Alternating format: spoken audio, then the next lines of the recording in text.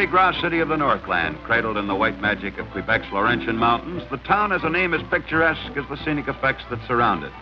Ste-Agathe-des-Monts, St. Agatha of the mountains. This is probably the most famous winter sport land on the North American continent. Here, every season, come the best skiers from the States and from Canada. A generous sprinkling of skaters, tobogganers, and just plain spectator sportsmen. Many a sun worshiper enjoys getting his winter tan with a bit of snow and a bit of windburn.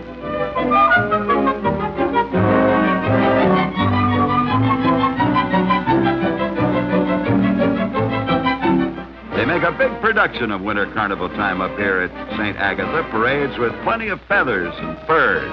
Even though the nippers might squirm from the itch of red flannels, they always enjoy a bang-up parade. What do you think they're hanging around for with the mercury at zero? Why, the Queen, of course, with her ladies-in-waiting. The glamorous touch to this frostbite fiesta. The Palace of Ice, where the Queen rules over her empire of winter sports. The carnival gets an official blessing from His Honor, the Mayor, and Jack Frost takes over as Master of Ceremonies. Turn your backs to the wind, kids. Do it the hard way. May not be fast, but it sure is funny. Just a couple of fall guys.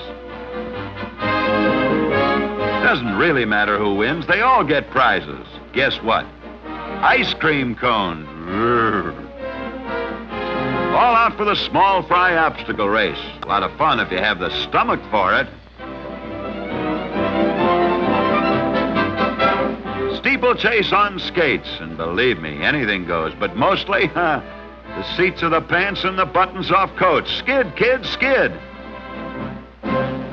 This time, the benches are hurdles. Hey, this is a tough course, calls for a tough kid. It is tough in the right spots.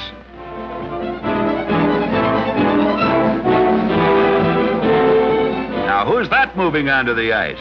Looks like kids playing hooky to play hockey. That's for Canadian kids. The Dominion's national game, and do those Quebec youngsters ever mix it up? They take to a puck like kids on the other side of the border go for a football free-for-all. Every one of them is a potential star for the pro hockey loops. Here, a kid starts to skate as soon as he can walk. He plays hockey as soon as he can skate. The spectators at this frigid festival sure get plenty of variety. Horse-drawn sled race, regular Currier and Ives picture out of the days of Jingle Bells to many of us. Brother, they can really travel. Next on the sporting agenda, the sulky race on ice. A purely American form of sport. It's the ultimate in skill and twice as dangerous. Rounding the turn is where the driver has to keep a tight grip on the rein and a rabbit's foot in his pocket. The skid, there's just cracked ice and cracked bones. Winning in the stretch, and both horse and driver are sure glad there isn't another lap. Most thrilling event of the carnival, the International Dog Sled Race, featuring the best mushers and Malamutes in the North Country. Men and women, too, who've traveled all over the trackless wastes of the Yukon, Alaska, Baffinland, Newfoundland, behind teams of Siberians, Huskies, Eskimo sled dogs. The starter tolls the second, 3, 2, and the first team's on its way. It's a race against time with handicaps for weight of the sled and the number of dogs hauling it. Many grueling miles lie ahead.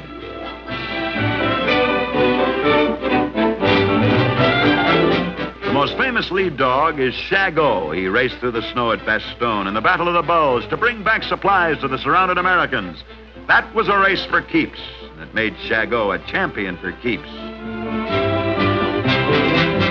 The route of the race is across the famous Lake of the Sands, following a plowed course across country on a triangular course that measures 16 miles for each leg. Actually, they take 3 days to complete the race.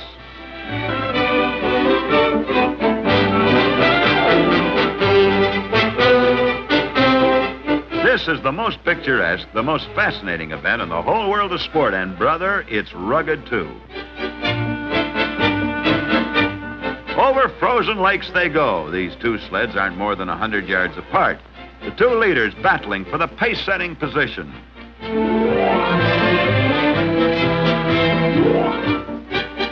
It's nip and tuck whenever one contestant overtakes a rival.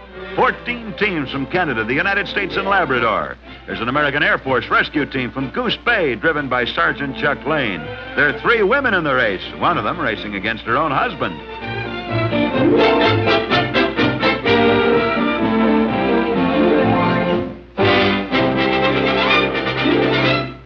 Fastest time, turned in by a good 10 minutes, is by Winnie Shearer and his team, led by Shago. But don't forget that handicap, which gives the race to Dr. Charlie Bulford of Deerfield, Massachusetts. And he did it in the first race that he's entered in 13 years.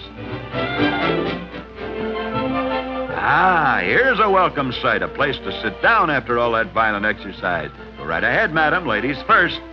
This is one where the worst duffer has as much form as the greatest skier in the world. That is, unless heights make him dizzy. Now you can see why winter sport fans pick the Laurentians as the most beautiful spot outside the Alps to go sliding down the mountain on waxed hickory. So let's get some of the ski stars up here to do their stuff.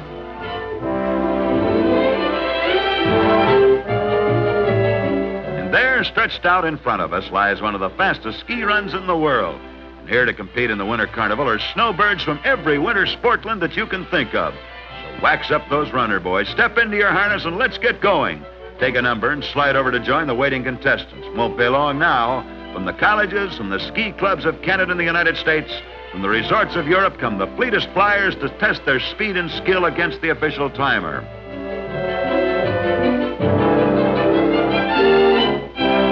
It's a race with a stopwatch, and there goes one down the famed Laurentian Trail.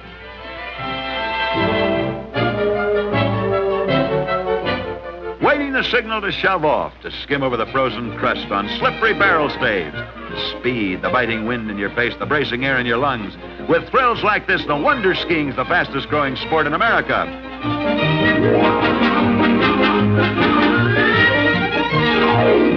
Burning up the snow at 50 miles an hour. The fastest sport on 2 feet. Hey, that guy doesn't hurry. Somebody's going to catch him. Over the hump and never a bump. Getting up steam for the final sprint to the finish. Shift your ballast in the wrong direction and you're likely to be the guest of honor at an operation for a skull fracture.